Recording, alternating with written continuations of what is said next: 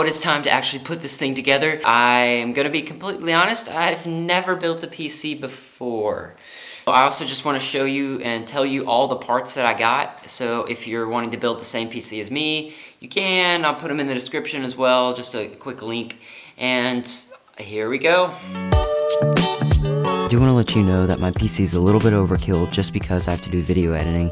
So that is why my CPU is the Ryzen 9 3950X. This thing is insane. 16 cores, 32 threads. I don't think I've ever reached 100% CPU before, but that is good. So in the future, I won't have to upgrade. My motherboard is the ROG Strix X570E Gaming. This motherboard is awesome, has every single feature you could want. Of course, it's $3, which is pretty pricey. It's got flash BIOS, 7 USB ports, HDMI, and DisplayPort. My RAM, I'm using the Corsair Vegance RGB Pro. This stuff is awesome just because that's IQ software. You can customize how it looks. 48 gigs total. My CPU cooler is the NZXT Kraken Z63 all-in-one liquid cooler. I love this thing. You can put little GIFs on there and display whatever you want. It makes your PC look amazing. And you already know, for my GPU, I got the Gigabyte RTX 3070 OC. This thing was very hard to get, but I managed to get myself one, and it's awesome. And I'm tired of these old, slow hard drives, so I got myself two 1TB Sabrent Rocket NVMe hard drives. They're awesome, super fast. My case is the H510 Elite from NZXT. Super easy case to build in as well. It looks very nice with that tempered glass, and it comes with an included light strip at the top. Makes your PC look really cool. And even though my case came with 5 included fans, I just didn't like them, so I got the Corsair QL140 and 120 RGB fans. With that IQ software to integrate the RAM and the fans, makes your PC just look incredible. I can't believe how good these are. So first things first, you already know we gotta put in that awesome Ryzen 9 3950X CPU into the socket. All you have to do for this is just open up that little lever right there, pop it up, and then you find the little triangle on the CPU itself. There's a little teeny triangle, and you match that up with the motherboard, and then you just place it down on the socket. You'll feel it kind of click in a little bit, and then you pull down that lever and your CPU is installed. The next thing you need to do is install your RAM.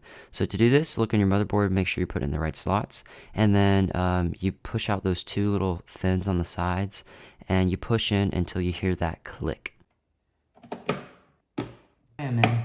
Next, we're going to install the SSDs. To do this, you have to unscrew the covers for the M.2 slots. This is where the SSDs go, and you put it in at an angle, kind of like that, and then you need to first make sure you have the M.2 peg from your motherboard.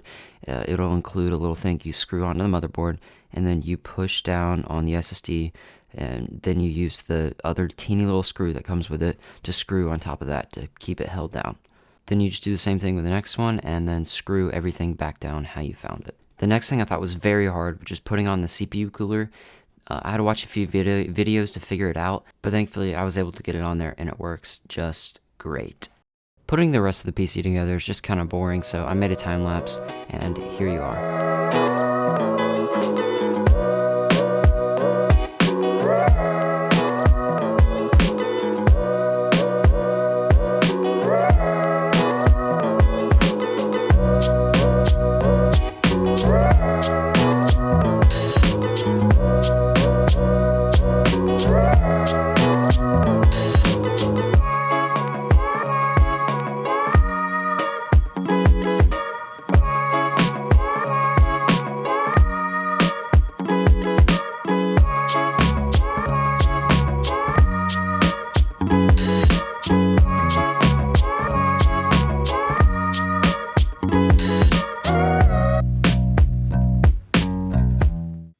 So now is the time to plug it in.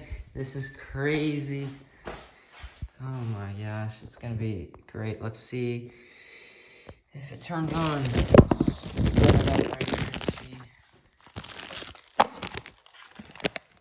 if it turns on or not. And 3. Oh wow, okay, it turned on. Some stuff turned on. Little did I know, I have to click the mother power button. 2 hours later. 3, 2, 1. Let's go! Now it's time to see if this will post. All right, so let's go. Windows is installed. It's just taking a few minutes to get everything going. In the meantime, I'm going to go ahead and move this up back to where it's going to stay and take off all this plastic.